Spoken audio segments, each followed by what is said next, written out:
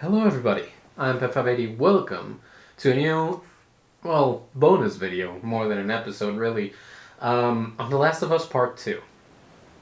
Last episode we finished the game, and that was beautiful, that was awesome. We finished the game, I gave out my thoughts, still haven't edited that because I think I'm gonna split it up into two parts because it ended up being like a very lengthy last episode with all the credits and whatnot. But yeah, that's what we did in the last couple of videos. And so today what I'm gonna do is come over to the extras instead of going directly into the story. We're going to the extras and we're gonna talk a little bit about the concept art, the model viewer, which were the original extras you could get in the game, and well, these were added along with grounded mode, the render modes, and the gameplay modifiers. So let's talk a little bit about that while we look at them. In the time that has transpired in between me clearing the game for the first time with you guys and today, I went ahead and did a grounded plus playthrough. So that means that I've cleared the game in the highest difficulty in New Game Plus. I have grabbed every single collectible. I tried to see every single conversation, but I forgot about the one with Abby and Lev in Santa Barbara, in that room that Lev says they try to paint this like nature, but the plants actually don't like that. That that one I skipped again, but this time because I just didn't remember that it existed until after I had talked to the fireflies, quote unquote fireflies. Um, but yeah, that's basically it. I did watch every other conversation. I got all the collectibles. I saw some stuff that we actually did not get to see, some interactions and whatnot during the main game. And I gotta say, man, they tried to make it feel a lot like The Last of Us, but the impressions that I got throughout it is that the first, like up until Seattle Day 3, it feels like The Last of Us. More like Seattle Day 2. It feels like The Last of Us, right? Because you're going with another person that cares a lot about you, and you are getting immersed into the characters. You get backstories. You get some small hints of what they think about each other and stuff like that. And you know, we already know Ellie, but now we're seeing her develop relationships with other people that are not Joel. So that's really neat. Then you get to the park, and the next 3 days don't feel as much as The Last of Us, as much as they feel like Uncharted. Like these three feel more like Uncharted because there's more like, okay, I gotta go this way. It's blocked, crap, and they have to go the other way with Abby. And oh no, something happened here that wasn't supposed to happen, and so now we are in the middle of a skirmish and stuff like that. And, I mean, it's like that for Ellie as well, but it feels much more like that with Abby, especially because her gameplay is supposed to be a little bit more forceful. You're supposed to use up more of your ammo. You're not as stealthy with Abby. She's stronger and stuff like that. So it feels a little bit more like that. The encounters with Abby are a bit more, let's say, they're bigger. There's a lot more enemies. Usually when you fight against the scars, the areas are way bigger. The biggest area here for Ellie, I think, is whenever you find the scars actually executing one of the wolves, and you have to go through this foresty area and then into a parking garage that is multiple floors high. That I think was the largest area for me. Well, that's the biggest one that I perceived and the one that felt the biggest. Also because I got stuck in there a lot. But the later ones, like after that in Santa Barbara with Ellie, it's not as big. It's really not as big. Like you have a street, then the rattlers you get to fight in like 2 to 3 different areas, and the skirmishes are long, especially in grounded mode because you don't get ammo at all, but it doesn't feel that big or that great a deal because it's still the same villa. It doesn't feel as big, man. But anyways, let's start by looking at some of the concept art. I've been rambling on for quite a while. Of course, we're going to see some concept art for the characters, for the locations, the interactions that some of them had, early designs and whatnot. Starting off with Jackson, this is the opening. You got Joel over here sitting down, speaking to Tommy. You wouldn't really know at that moment in time, but This is just concept art of what it was supposed to be, how it was supposed to be looking. It looks gorgeous, to be honest. Much of this art is gorgeous. I went ahead and looked at half of it, not all of it, as I was unlocking it. Yeah, man, this is amazing. It was originally supposed to be just an open plain, but because it's in Wyoming and near Jackson, they went to the mountains instead, and made it look like this. Much more closer than this to this than the other one. But yeah, this is awesome.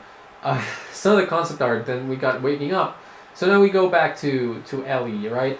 Early concept art visualization of Ellie. They tried a lot of hairstyles for her. And ultimately, the one that I chose with the not so long but still longer hair, I think works out pretty well. Dina as well, and Jessie are the ones here. This look for Jessie I actually like a lot. Reminds me of what I imagine the protagonist of Tokyo Blues looks like. I don't know. I'm not 100% sure if they actually describe him that way, but it's kind of what I imagine, to be honest. And yeah, then the start of the game inside of the town. Yeah.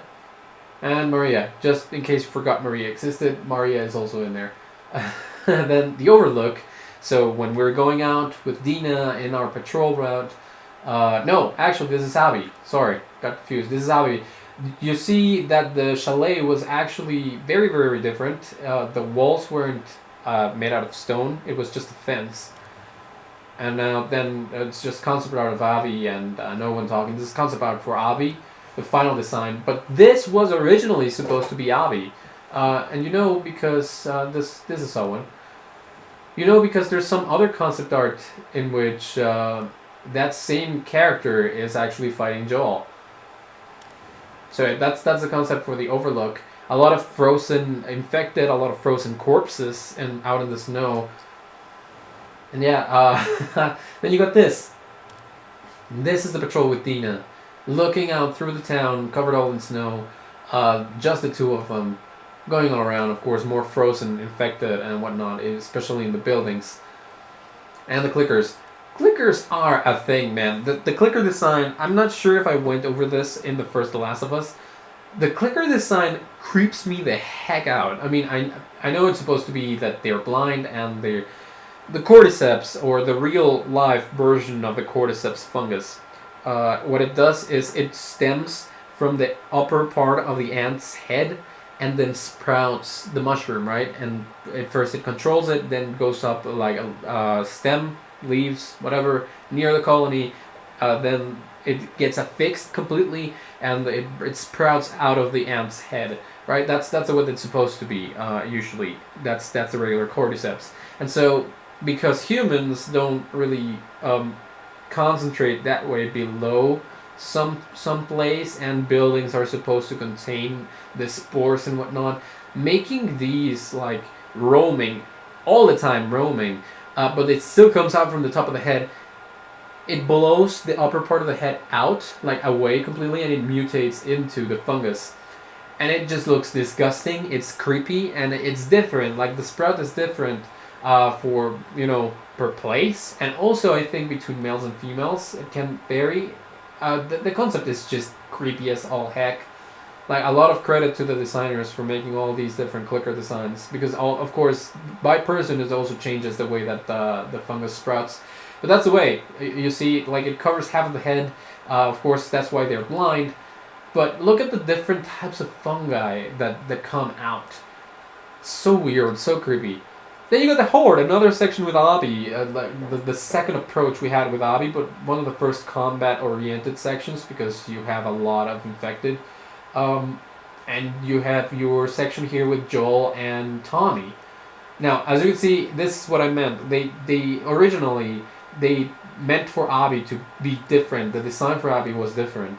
And so, and also you weren't supposed to escape through the window in the ski lodge. You were actually supposed to use the cables or something like that. Apparently, that's what it seems to me, because you get attacked by the Horde in there, and they are going into the I don't know what it's called, but they're going the opposite way basically.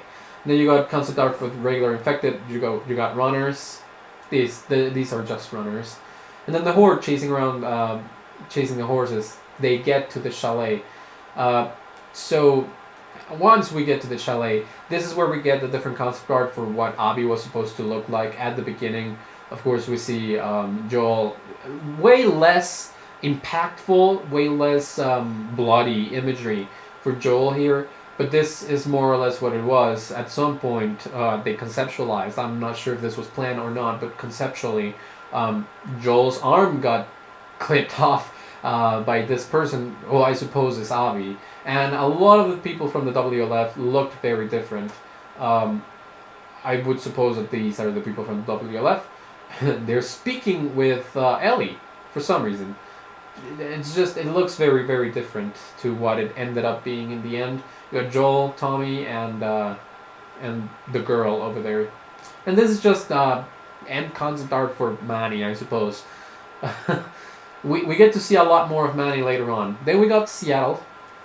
Of course, we get packing up, which is going to Joel's house, which is extremely hard. Even in the repeat playthrough, I almost shed a tear again for this part, because you get here you get a lot of concept art for these for Joel and for Tommy, especially fighting with all of these people. But then you got Ellie and Dina, you know, going out. What could have been the original scene for, you know, yeah, Joel's dead. It's weird. It's gut wrenching. I'm not sure if the one over in the middle is Maria, but this is supposed to be, you know, just about Joel's death. And then you got the final designs for Ellie, for clothing and for what she's gonna be looking like when she gets out of Jackson. It's very, very interesting. As I said, they experimented with a lot of different hairstyles. And then you got Dina. Dina's design always looked very similar to what it does, what it looks like in the final game. I like a lot of the stylistic choices. However, when it comes to hairstyles, they also tried a lot of hairstyles for her. I think what they chose looks the best, which is more or less the D letter in this piece of concept art. Letter D, E, and F I think work the best. The other ones just don't seem like the same person to me, I think. Of course, that's also because they're drawn a little bit different, you know, the nose and the angle that they're looking at and all that. But I think hairstyle-wise, D, E, and F work the best for Dina. A, B, and C are okay. They don't look bad. They don't look bad at all. I just think that they went with a better option with D. And so this is Dina's final design. That's pretty much that. Then you got concept art for Inside of Seattle, which is the longest chapter of the game. This one, After the Gate, Downtown is the longest chapter in the game and the one with the most collectibles and whatnot, because it's the open world part of the game. It's the only open world part of it, which is misleading at first. You think that every day is gonna be like this. You're just gonna be looking around for goals to get to the wolves, but no, that's not it at all. And at some point, for some reason, apparently they had to fight a horde of infected over there. Dina looked a lot fiercer than what he does end up looking like in the final game. And yeah, I mean, some of this is just pretty nice to look at. You see all these concepts, and it's very interesting because usually when you see concept art for a game that is this big, because this is quite a big game. I think it's at least twice what The Last of Us 1 was like. But yeah, when you see all these concepts, look at that. For this dystopia, post-apocalyptic world, some of it actually looks gorgeous. It looks beautiful to behold. To be honest, looking at Seattle in the distance in those drawings and just seeing the buildings, seeing the sky and the open plain, it kind of makes it look beautiful in its own messed up kind of way. And so I don't know. I think that it can be beautiful if you look at it that way. Of course, that's without remembering, you know, there's a lot of infected and people have died and all of that stuff. It's just, I like the way that I made it look in the concept art. But yeah, this one, Capitol Hill, it only has 3, and this one only has 2. You know, Channel 13. The concept for Leah being already dead. You don't really get a lot out of some of these characters. There's one other one. Don't really remember the name. I think it was Mike. Who you don't get to see at all before they're dead, and you don't see interactions with any other characters from Avi's side, from him, as opposed to Leah, who you get to know a little bit better because Jordan and Leah were dating, and so you get the letters and you get Jordan's comments on maybe Leah will get back from the TV station earlier when he's talking to Avi and whatnot. So interactions with the characters, not all of them are developed. Freaking bloaters, man. And these are shamblers. I'm not sure if this is supposed to be an early concept for the shambler because it looks more like a bloater in terms of corpulence and whatnot, but the head is still not completely sprouted. But this is supposed to be after a clicker, so I'm not sure if that actually works. This one works a little bit more. I'm not sure. I'm really not sure how shamblers work or in what stage they are formed, because if you remember, bloaters actually do have this thing in the middle of their stomach with a lot of these postulant acid balls that they can rip off of their bodies and throw at you. Shamblers cannot do that. Apparently their hands are completely corroded, so they can't do that much. But what they can do is just come close to you and force themselves to explode. That's how they get you with the acid. So the concept for the shambler is apparently that instead of sprouting out upwards, the rest of the fungus started forming around one side of their face, and then they're not blind because of that, but their eyes seem to be completely like, I'm not sure if gone is the correct word for it, but they're lightless, and so when you point at them and you have light on, because usually they're in dark places, they reflect completely. Like they're opaque. It's a little bit disturbing, to be 100% honest. It looks disturbing, and this is another concept for the shambler, which works a little bit, but it looks more like a ghoul than what an infected usually looks like. Then you got other concepts like early formation of a shambler, I suppose, because I cannot possibly imagine, man, that all shamblers are like starting to form a clicker, but then something went wrong or different, and just everything pops out. Like it's gross to think about. I'm actually getting weird goosebumps. It feels weird. But yeah, toxic. Apparently, they were originally supposed to be toxic clickers, which is weird to think about. Like this, looks so weird. It looks so freaking weird, man, and gross. Oh, postulant acid. Ugh. That's gross. But that's the tunnels. And then you get the theater. Whenever you get to the theater at first, early concepts for Ellie and Dina. Ellie just playing the guitar up there. It's not really a long chapter, but it is one of the more, I think, impactful when it comes to the relationship between Dina and Ellie. In this sense. Yeah, and then they making up. Because it shows that they understand each other. They know that they don't mean the hurtful things that they say to each other. They're just reacting. They're in a stressful situation. They understand each other, and that speaks a lot to their relationship. More than what you get to see at the very beginning of the game, because it's just like, oh, she kissed me. Then they're just like, you're infuriating. Well, you're still here. And they kiss. You see, it's just at the very beginning you don't get to see a lot of the relationship, but when you get into this part of the game, you get to see a lot more. The way that they fight, the way that they interact regularly, the way that they are both worried about each other. That is what feels like The Last of Us, like the first one. I mean, then you got concept for Ellie's birthday, and the flashback. This is all very, very nice in the museum and whatnot. I actually got to put the hat on Joel the second time I played through. Apparently this was supposed to take place outside instead of inside. But yeah, this is very nice. And you got tundra, rainforest, grassland, urban, desert, temperate deciduous.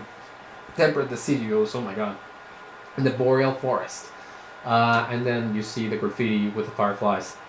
With that guy who apparently committed suicide because he could not handle the person that he'd become when trying to save the world after Joel and Ellie made the fireflies disband because of what Joel did. Killing, apparently only one person knew how to make a vaccine out of the fungus, but they had to extract the piece of Ellie's brain that had it ingrained in it, and so Joel killed him. That's the end of The Last of Us 1. And so you never got to see anything about the doctors, right? They're just apparently there. And Joel comes in and immediately shoots them. So you don't get to see any character development in this. But we'll learn a little bit more about that in this game.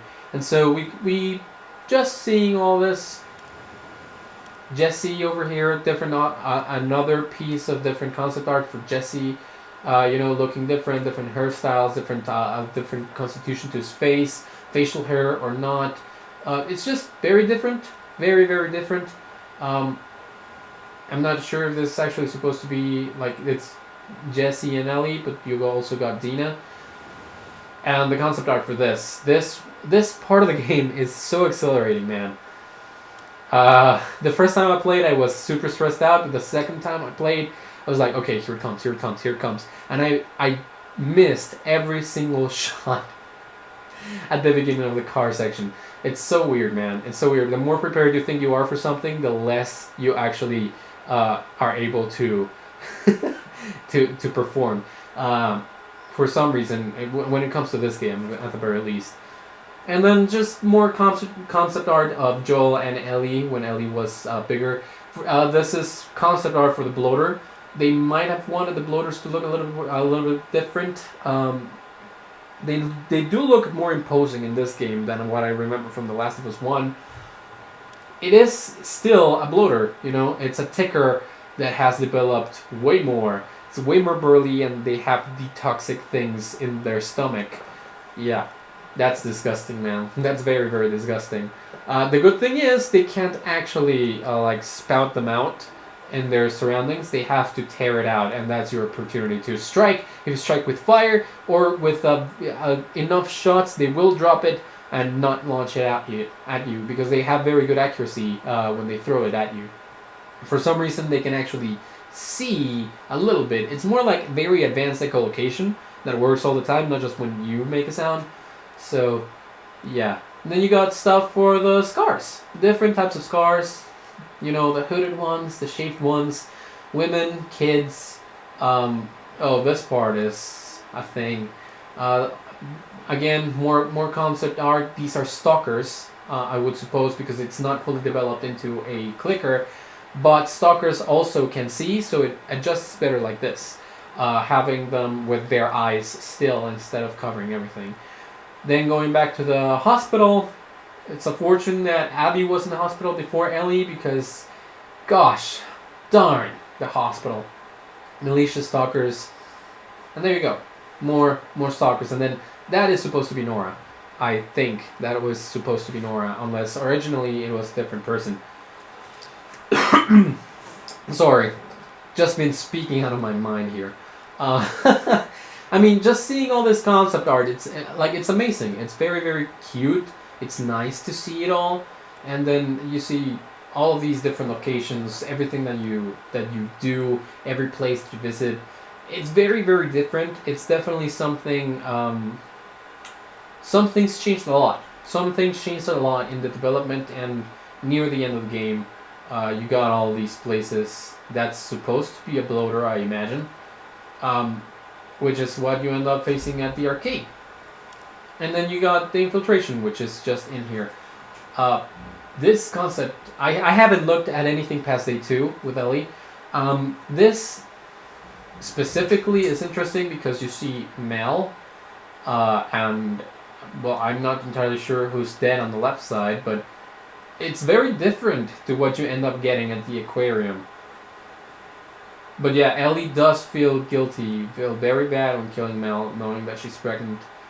And then you got a direct confrontation with Abby, which is what I was expecting whenever we got to the aquarium. This was what I expected to happen, except it didn't. They went ahead and gave the game way longer of a duration, and a lot more development for Abby and the people from the WLF. You get the park. Originally, apparently, something was supposed to happen in a building, but then you got the scene with the zebra and Jerry helping out, go back to the hospital, and I don't know if this is supposed to be Jerry and Abby when they were, a lot younger. And this is Owen holding Abby after she knows that her father's dead. So that's what starts out the whole Abby arc thing. Then you get to the stadium, different concepts for Abby. This is where you get to see some of them. This is the last one. We've already seen this, but with winter clothes. Concept art for the stadium, a lot of WLF ranks. You know, there's kids. They have a big society going on. It's kind of a small QC inside of the stadium, but their territory is way bigger. I suppose that this was supposed to be Mani at some point. You got Mel. You got the ride, which gets interrupted. A lot of horses, stuff like that. This is amazing to see too, because you can see that a lot of the designs for the characters were very, very different, and I think they could have looked a lot better in game in the end. Not entirely sure why. I mean, I just think that a lot of them still look a little bit uncanny valley, especially the WLF ones. Mel in specific looks a little bit in the uncanny valley type of model. Not that it looks bad per se, but sometimes her expressions, the way that she looks at you, or the way that she just stays put, for me, it's a little bit off-putting sometimes. Nothing completely general, but stuff like that, you know. Then you got more concept. Like the first day with Abby is just accident and accidents and accidents and accidents, more and more accidents. Original concept art for Isaac, and just storyboards or key pieces for the cutscenes. You see, just for the cutscenes in the aquarium. Hostile territory. Is this supposed to be Mani or Owen? I'm not sure. I'm actually not sure about that. We got workbenches, a lot of concepts for the workbenches. Abby entrance over here. This is interesting. Getting to the fob. Just stuff like that. Lots of concept. Then the Martyr Gate with a lot of these different prayers and whatnot. Interesting concept. In the end, I was dumb whenever I went through this part. There's 6 collectibles in this truck. I only got 1 originally, but there's 6 scattered around the truck and inside of the truck. It's quite interesting to see Abby interact with a lot of these, because she seems to have a very big disdain for the beliefs of the Scars, which, I mean, to be 100% honest, I don't blame her, because their beliefs are what spark, like, their big adherence to their beliefs is what sparks the big war in between these 2 groups, because the Scars want to kill the WLF to free them into, you know, being free from sin and getting into a path to enlightenment towards their prophet. But apparently the prophet never wanted any of that. The throwing stones and hanging people and killing them and spilling their guts open and whatnot started happening after the prophet died. So, I mean, it seems like what the church used to do in the Inquisition. Like, they took, quote-unquote, God's words, twisted them, and used them to do horrible things in the name of God. That's basically what it seems to me like, what they're doing here with the Scars. Like, they took a religious concept, turned it into a cult, and then used the teachings of their prophet to do horrible things by twisting their words, and in the name of the prophet, which is, you know, cults. Don't really have to say anything else about that. That's my opinion on it. It's a cult. I just don't know. For me, it's a no. And then you got more concept art going into the buildings, high up, Abby climbing up, all of these different altars that you see, getting into the Scar culture, quote unquote. Apparently that's my favorite phrase for today, quote unquote. But yeah, no, you get to see a lot of different things from the Seraphites going up into the buildings, and then just going down the descent, seeing all these places, destroyed cross-section, clean cross-section. Look at that. It is very interesting, because you would think to make something destroyable, or to make a destroyed environment look realistic or look good enough, you would only have to create the full thing and then just slash it, destroy it, whatever you want. But they actually take the time to say, okay, this is how the thing is supposed to be structured. You have to put on beams, you have to put on, like, it can't be just straight split. It has to have breaks, it has to have small stuff in here and there. Like, it's very interesting to see the entire process that Naughty Dog went through with all of this. This is gross. In game, it looks gross. It looks like a big pupa, and the fact that the Rat King is like a combination of multiple different infected. Like it has a bloater half and a stalker half, right? But it has like 7 or 8 arms and stuff like that. So when they go and grow into the wall like this, apparently, and they keep growing and growing and growing, they apparently start to merge their conscience, which is to me extremely creepy. Unless the bloater half of the Rat King actually is like 4 or 5 infected, because when they grab you, you stab a lot of them with an axe in the face. Like a lot of their faces you just completely destroy with your axe, and so that's weird to me. I would like to hear the developers' word on how that actually works, because the Rat King, yeah, look at this, keep growing, and then you got the Rat King over here. Very different concept, but still the same concept. Like it's same concept, different execution, right? You see, this is just a blob. This one has a little more of a of a shape, half bloater, half stalker. Looks a little more. This is disgusting. Looks like a little bit like the SpongeBob blob when Squidward's at the I don't know if it's psychiatrist. I would suppose so. And he's just merged with SpongeBob and Patrick and Mr. Krabs and Miss Puff and everyone else, and it just looks like that. It's gross. It's completely gross. And then you got the concept for the encounter with the Rat King, then getting out, into the hospital. Everything's fine. Don't worry about it. Yeah, it's definitely one of the more unnerving. It feels more like a horror game than any other part of The Last of Us, because of the monster element. And inside the aquarium, whenever you go back and have the surgery there, apparently there was supposed to be a moment in which infected came in, but not anymore. Haven't really talked much about Yara and Lev, the only 2 people that seem to be actually good people in this game. Yara, of course, she has a change of heart before she comes into camera. She used to be a very devout Scar, and very devout believer, and she was a very good soldier for them.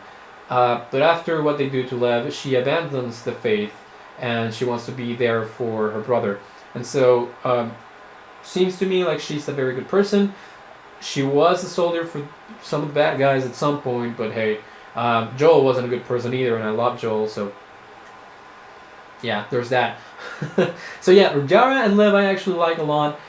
Those are the people that I ended up caring for at the very end of the game, more than anyone else. Like, I started the game caring about Ellie and Joel, then Joel died, and I only cared about Ellie and Dina. A little bit about Jesse, but you don't really get a lot of time with Jesse. So yeah, basically Ellie and Dina, their relationship and whatnot. But by the end of the game, it's very hard to still care for Ellie in the same way because of the decisions that she makes. And so I ended up caring way more for Lev in that regard. Not much of anyone else. I still care for Dina and JJ though. Dina and JJ, I hope that they're doing okay and they went back to Jackson. They're happy with the family. Supposedly back to Jesse's family because they love Dina and Dina loves them. But she just didn't want to be with Jesse anymore. Then the escape. A lot of the brutal scenes. Originally, the guy that you end up turning into Two-Face with the sickle, and would have looked like this: a brute, brutes, more brutes, and supposedly there would have been combat under the bridges when getting out of the island, which is, surprising enough given the fact that everyone was fighting up on top. They didn't really pay attention to us in the end. Concept art, I suppose this is Yara, not entirely sure, or maybe Abby would have lost an arm, not sure. But that's the escape and the confrontation. Whenever you see Mel and Owen dead, and she goes back, fights Ellie. Concept just for the fight, lots of different shots, Ellie in pain, stuff like that, and she ends up being really hurt. Dina too. Like, Dina was actually close to dying, and she could have actually lost the baby had they attacked in the stomach or anything else. That was rough to watch. Then the farm. Originally, supposedly, you were supposed to be able to hunt. There was this part of the game in which you would have gone on and hunted for a boar. but it ends up being just referenced in one of Ellie's journal entries because she could not kill the boar in the end because of the PTSD that she acquired. She could not kill the boar and just left it to die. Having a dog would have been nice. Dogs are the best, and having a dog companion that wasn't Alice would have been nice. Also, dogs are supposed to be good for, either PTSD or depression. Companion dogs are usually really, really good in situations of emotional and psychological stress. And so that would have been a very, very good thing to see with Ellie, but I think that would have made it a little bit harder to understand the extreme to which her mind drifted off whenever she got those episodes of PTSD, which is really, really bad. Then you got concept art for JJ and just their life together, which is something that I loved and why it made it harder for me to care about Ellie after the decisions that she made. Because she just decides to abandon her family completely. And I hate that. I hate that because she was good there. She just needed time to process and to cope. And maybe some other mechanisms to cope with everything that happened. But that just made it seem to me like, because what Dina says, she doesn't get to be more important than their family. And I'm like, okay, yeah, you're right, she's not more important than your family. It's just that to Ellie, Joel was family, and she, like, I learned later that she was trying to forgive Joel, right? The thing is, for me, whenever I saw that, I thought, it's not that she's more important than our family, it's that Joel was my family too, and she took that from me. That's important. That's the way that I saw it, so I kind of condone it, though I didn't agree with it. And then, by the end, it's just petty. For me, it just seemed petty. They were both about to leave. Like, Abby didn't want to fight. She just wanted to care about Lev. And Ellie is like, okay, I got another glimpse of my PTSD, so I cannot let you leave. And that it seemed petty. It just seemed petty. I understand the reason behind it. Doesn't mean that I agree with it. And it just seemed a lot pettier than what it seemed the first time I played through the game. And then you go, you see the neighborhoods, you see Santa Barbara, everything's exploding, a lot of different people. All these places are overrun with infected. These people, the Rattlers, are assholes. I hate them. I absolutely hate them. They get their prisoners just to turn them into infected and use them as protection in their place, at their place. And then you got Concept for the Beach, which apparently, originally, was supposed to be a little bit longer. There were supposed to be a couple encounters over there. You got the prisoners, you got Abby, different concepts. I'm not sure if Abby's design was finalized here. I don't think so. But then you get to see these. Her hair was cut a lot shorter. That's a thing. And of course, because she was at the Pillars with Lev, they didn't get any nutrition, no food, no anything. So they basically were starving, about to die too. And then you get the epilogue, and it's just Ellie coming here, playing the guitar, remembering the last conversation she had with Joel, and that's that. She just leaves. And now you got Concept for the characters once again. Yeah. A lot of this is more than anything sentimental. This ended up being one of the cutest and at the same time heart-wrenching scenes, because even though we knew this was in the game before it came out, this was basically the announcement. This is how you get introduced to Dina if you've been following The Last of Us outside of the games, and you saw the announcements, you saw the conferences, you saw the performance at the Teehee Hut. And whatnot, and you see this trailer. The trailer is this cutscene. The way that they reveal Dina is this cutscene. And so, we knew about this for a long time, but the way that they place it into the game, after everything, just remembering all the relationships that she built, what she values, what she wanted, after she's lost it, it's very hard. It's very, very hard to watch. And so you got concept art for the starting screen and for the end screen. That's it. So at the beginning of whenever you play it first, you get this screen over here, which is the boats at the very end of the game, waiting to be used. And then this one, after Ellie and Abby use their boats, get to shore, and they're off. Basically, that's what it is. Of course, this makes me think that it's Abby's boat going back to Owen's boat, and that's basically it. So that's all of the concept art. And the other thing that I wanted to go through was the model viewer, because you can actually see pretty much all the important characters, all of the ones that actually got a name or that are unique in some way. You can actually see their models individually. And so it renders like this. You can come, you can move, you can rotate, you can zoom in, zoom out. I did that in the opposite way that I set it. You can reset it and go back. So basically, I'm just going to go through all of the ones that you can actually obtain. Not really going to stay much on any of them because, you know, not really, there's not much of a point in doing that. It's just the same characters, different renders, different outfits, and then it's just all the characters that got a name, the different ways that they look. As I said before, whenever you see this, Ellie's hairstyle just works. And then whenever they changed it for Ellie being a little bit older, like this, whenever she was at the farm, she cut it down. And it also works. Like, it does work. It's just different, and it looks good. I think that they did a really good job with Ellie's design in general, especially after I think they ran into a little bit of trouble because she looked a lot like an actress, and so she didn't want her likeness used in the game. So they decided to change her face a little bit because if you see young Ellie over here, looks a lot like her. I think it's Ellen Page, and in her birthday, you start to see a little bit of variation, but not too much. If you see her on the lookout, because I'm doing this in progressive, you know, age progression. You have the lookout, and then she's a lot more different. Her face got a little bit longer, and the hairstyle a little bit different, so she looks different. And then you got present day Ellie, like this.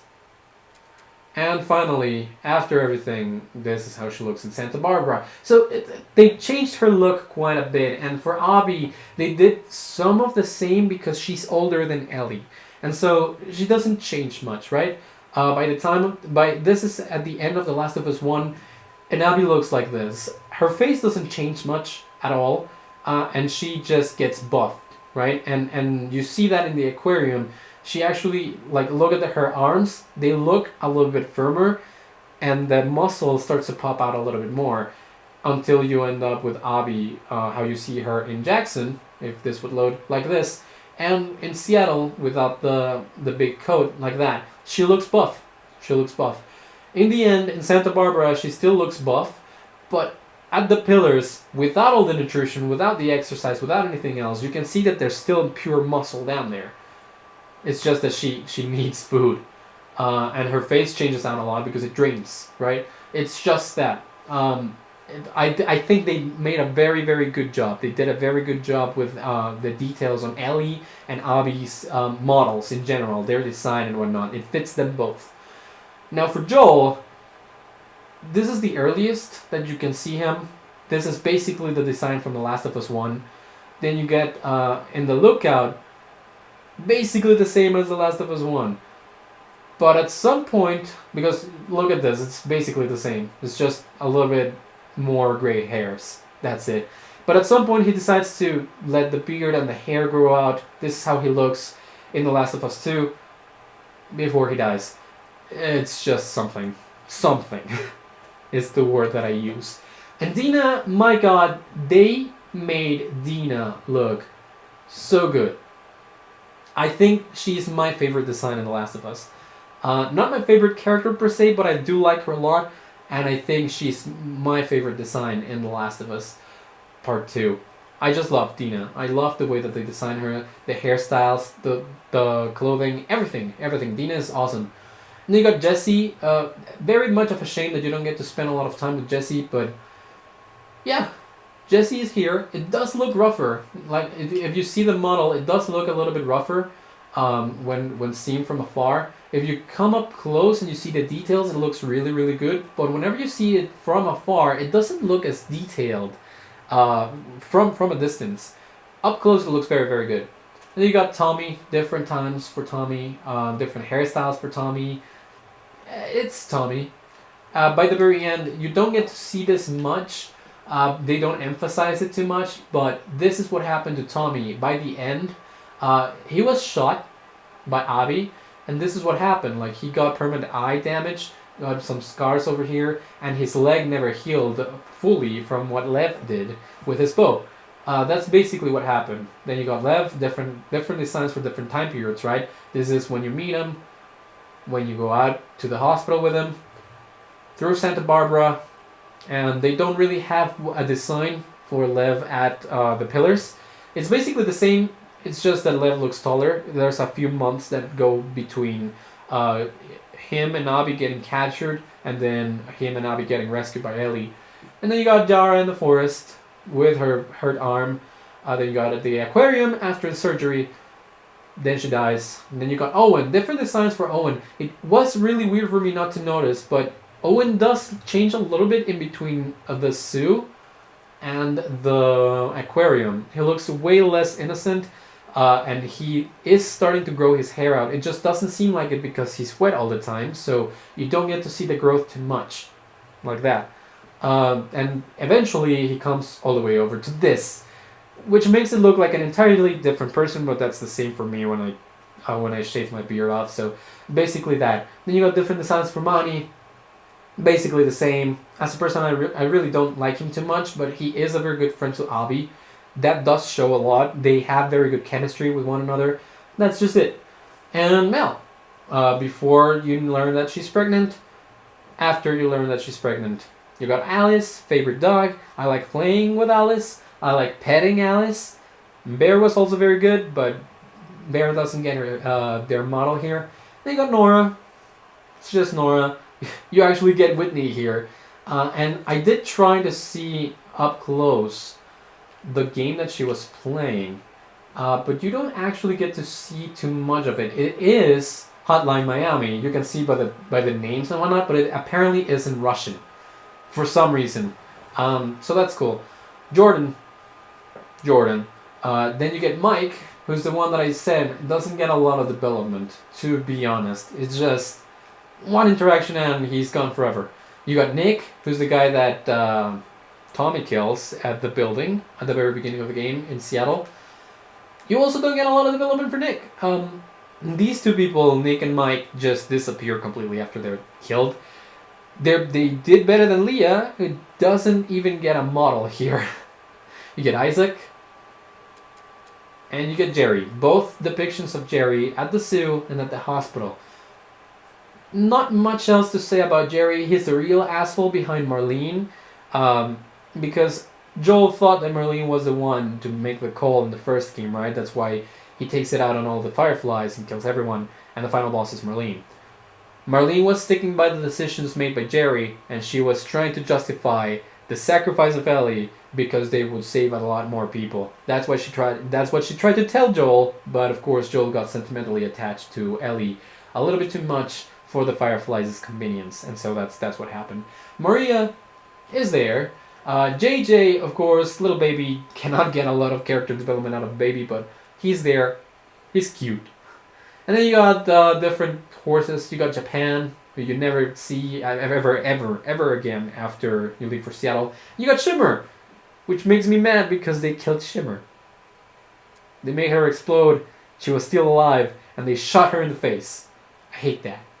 They got Seth and Gustavo, who are just villagers. Villagers. They're just people that live in Jackson. You got Seraphite Emily, the person that tried to kill Jar and Lev. Then you got Brutes. These are general enemies that appear in cutscenes. You got a Seraphite Brute male, who's the one that we turn into Two-Face by the very end. And then you got Seraphite Brute female, who's the one that actually hits Abby midway through her day 1. Then you got the large rattler from the ambush. Hate this guy. Quite an asshole. You got a regular large rattler, which I don't really remember seeing much of. And then you got this guy who's also a small rattler. He's an asshole. I hate him completely. I don't like him. He's a complete asshole. He deserves what he got, basically. And then you got the prisoners. Of course, not much of a nutrition. They just want to get out. They're fed up. And then you got different models for the runners. And the stalkers, as you can see, this is what I said before with the stalkers. They still have their eyes. They still have their eyes. They are starting to get covered by the fungus, but they can still see and are highly intelligent compared to other infected. And then you got a male stalker, fungus coming out of everywhere. You got a clicker, a female. You got a clicker, a male.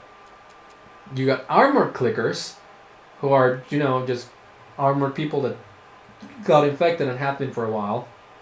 A rattler clicker, a shambler, which let me show you. It's a little bit gross, but let me show you what I meant about the eyes over here. This is what I meant. Their eyes are pretty much opaque. They're gone, and so that's why they shimmer the way that they do. It looks a little bit more like a skull, and they definitely don't have any more flesh near the mouth area. But they do look way grosser, way grosser. And then you got the bloater, regular ass bloater. There you go. They still have the postulant balls over here near the stomach area and all the way through the back. Very disgusting. And then you got the rest of the bloater. The Rat King, however, you got the two parts. You got him in its entirety with one of the stalkers' arms serving as a third leg, extra support. But this is what I meant. See, these are fusioned together like this, and you have 1, 2, 3, basically four faces plus a stalker. That's 5 faces on the Rat King.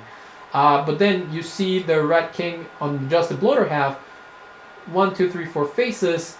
This was the only part that was fusioned with that stalker, so their conscience wasn't completely fusioned up.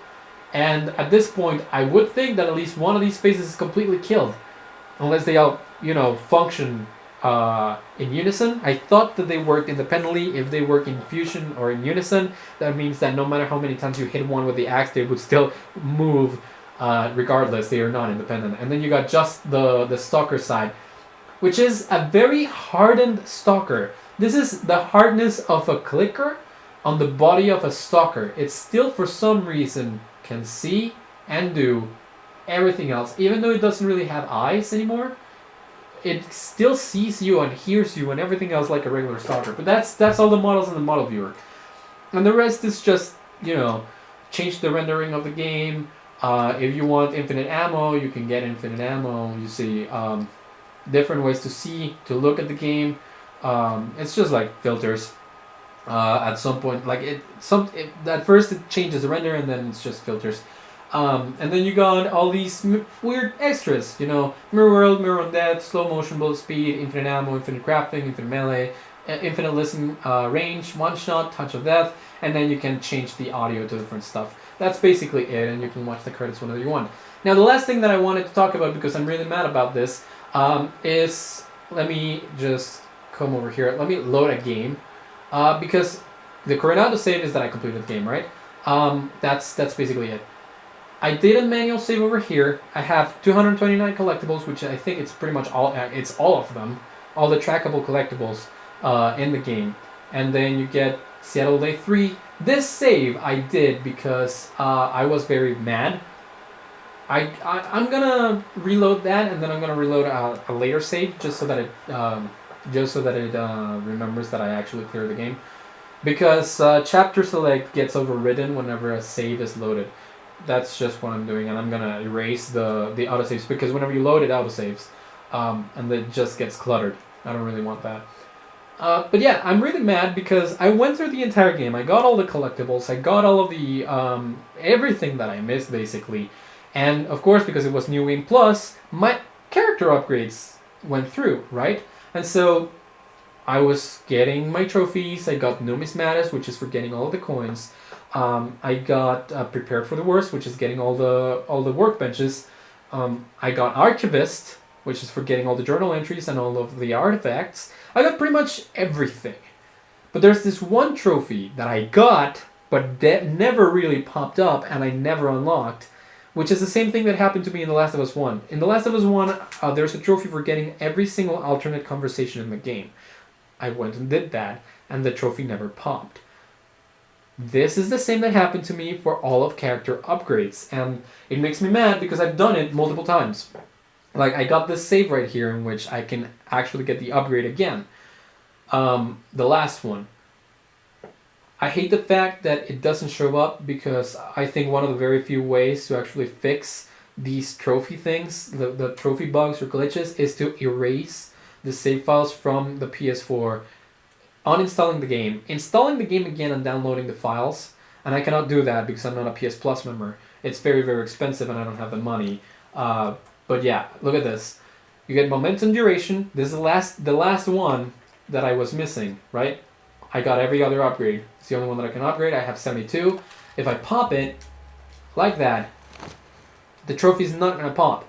And the thing is, I did this and then completed the next encounter. It took me about 40 minutes to complete the next encounter because this is Grounded Plus. It's very hard to do that without dying. And so I completed the next encounter and the trophy hadn't popped. And so I kept this save just in case. But then I popped in the save again and it didn't do anything. It really didn't do anything. It never popped the thing. I completed the game and it never gave me the trophy, even though I got every other trophy. Like, it wasn't a thing about trophy tracking. It just did not give me the thing. It's just, I think it's just a very shitty thing. And it's happened to me in both the Last of Us games. So, I don't know, man. It's very frustrating. It's definitely not encouraging me to play again because I got the trophy for Grounded Plus, but now I have to play for permadeath, right? If I want the other trophy for the update. I kind of don't want to do that until I actually get the trophy for my upgrades, or after I uninstall the game and install it again.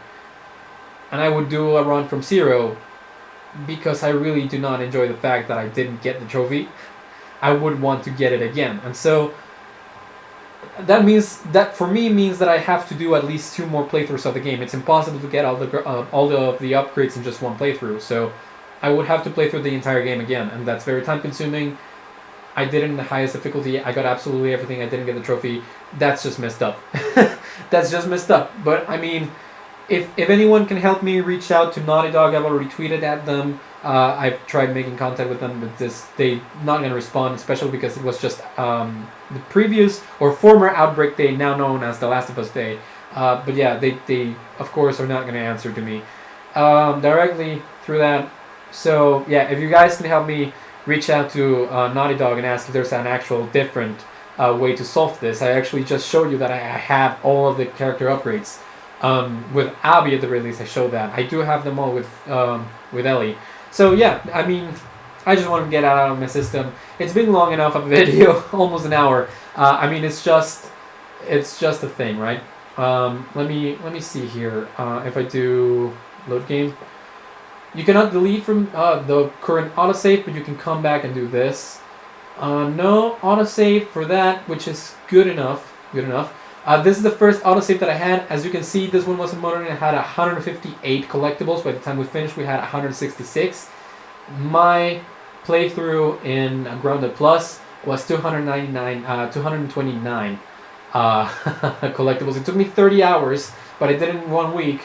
This 24-hour playthrough took me about 2 months. So I did spend a lot of time playing The Last of Us 2 this past week. I hope you guys enjoyed a lot. I do enjoy the game a lot. As I said in my final thoughts at the beginning, it's a good game. It's not the masterpiece that some people say that it is, and it's not bad as other people say that it is. It definitely plays a lot with your emotions, and they do a lot of things to the characters that you love. It made it a lot harder for me to care about the characters where they ended up by the end of the game, but I think that they did a really good job in painting real humans with emotions, decisions that were made in the heat of anger and stuff like that. It's just, they made a really good job of portraying real human beings.